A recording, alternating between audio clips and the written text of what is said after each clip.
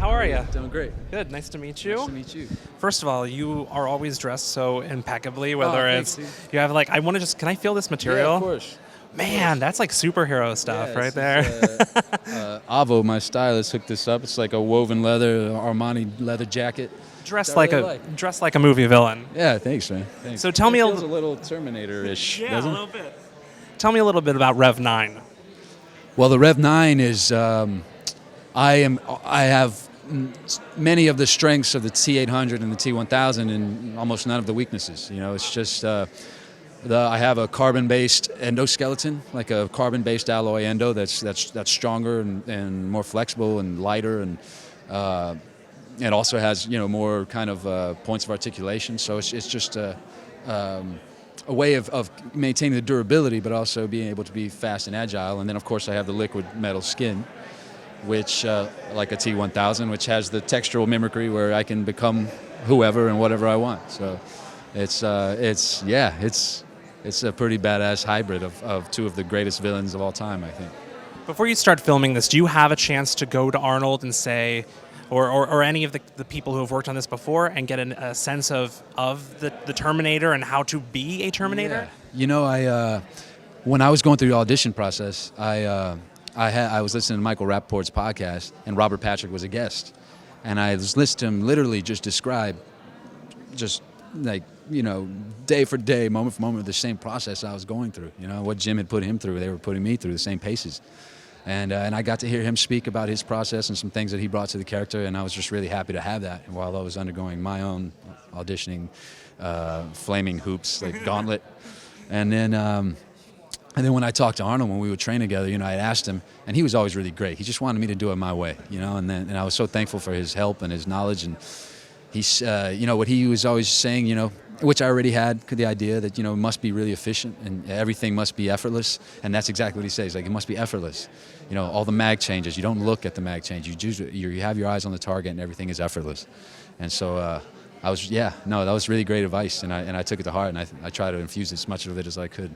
Before I let you go, do you get one of those iconic Terminator lines in this movie? Can you give me a tease? Yeah, I think so. I'll let you watch the movie and find out. Oh, all right. I think you'll know which one I'm talking about when you see it. Awesome. Thank you very much, man. Linda. No comment? Thanks for doing this. Oh, it's my pleasure. So it's no secret that the last two Terminator movies were not particularly well received. Going into this, were you concerned about fighting that uphill battle of winning those fans back? And what did you do to really ensure that you're making a Terminator movie that the diehard fans are going to love?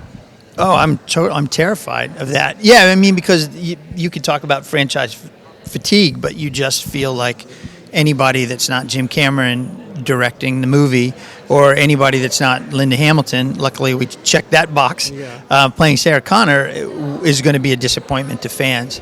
And it's a huge risk. I guess I didn't really think about it too much, but when you stop because I just wanted to make the movie, and I thought it was a cool idea.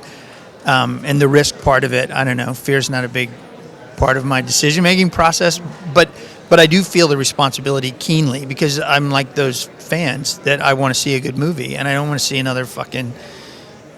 Anybody that thinks that, like, all of this effort would be expended because, it's a franchise and they just feel like they had to make another one, that's not the case. Jim Cameron doesn't need the money. David Ellison doesn't need the money. And I didn't need to make a movie that I didn't feel passionately about. It's too fucking hard to do it unless you love it. And I felt like this story needed to be told. When you look back at filming this movie, what was that surreal moment for you as a Terminator fan that you look back and say, I can't believe I'm part of this? Oh, well, that was an easy one, because we were shooting this, you'll see it's a derelict building scene where Sarah meets this ex-army person, but in that, you just usually have 3 or 4 cameras running on the action. You're getting a close-up here, you're getting a medium shot there. But Linda, it was one of the first weeks that Arnold had shot with us. We had shot in a lot before Arnold came on, because the way his role in the movie and the locations roll out. But to see Arnold's close-up on one monitor, Linda's close-up on another, was an amazing experience. And it was the first time where I thought, oh, fuck, I'm making a Terminator movie, and I better not fuck it up. Yeah. Awesome. Well, I wish you the best of luck. I can't Thanks wait. very much. Thank you.